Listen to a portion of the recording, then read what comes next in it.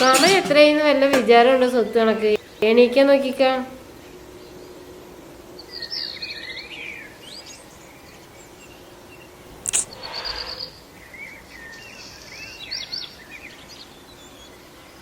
വല്ല ജോലിക്ക് നോക്കാൻ പറഞ്ഞാലോ അത് ശരിയാവണില്ല എന്ന് പറയും.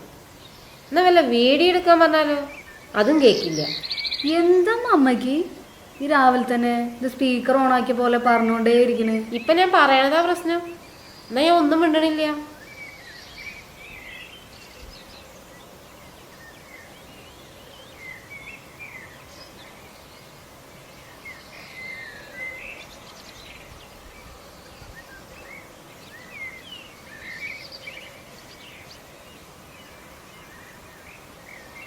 എന്തപ്പത് പതിവില്ലാത്തൊരു എഴുത്തൊക്കെ.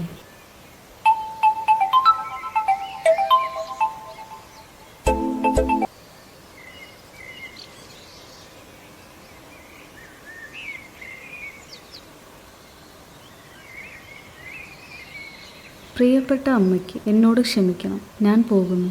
ഞാനൊരു പുതിയ ജീവിതത്തിലേക്ക് കടക്കുകയാണ്. നിങ്ങളെ എല്ലാവരെയും ഉപേക്ഷിച്ചു പോകുന്നതിൽ എനിക്ക് വിഷമമുണ്ട്.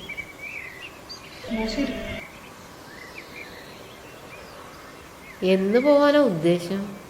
എങ്ങടെ പോണ്? അഭിനയിക്കണ്ട, ഇക്കൊക്കെ മനസ്സിലായി. നിങ്ങൾക്കിത് എന്താ പറ്റി? രാവിലെ തൊട്ട് തുടങ്ങിയതാണല്ലോ.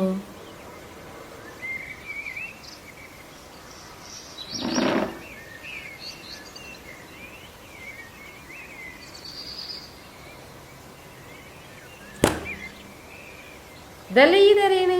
ഒന്നുമില്ലെങ്കിൽ ഇങ്ങനെ ഒരു തീരുമാനം എടുക്കണതിന് മുന്നേ ഞങ്ങളെ പറ്റിയിട്ടൊന്നും ആലോചിക്കായിരുന്നു. ഷെഡോ എൻ്റെ പൊന്നമ്മ, അത് വീഡിയോക്കുള്ള സ്റ്റോറിയാണ്. നിങ്ങളത് മുഴുവൻ വായിച്ചു.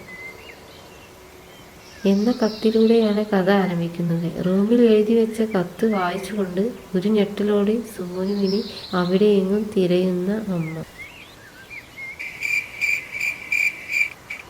ഇതിപ്പോൾ എന്തെങ്കിലും ചെയ്താലും പ്രശ്നം, ചെയ്തില്ലെങ്കിലും പ്രശ്നം. ആകെ കുടുങ്ങി.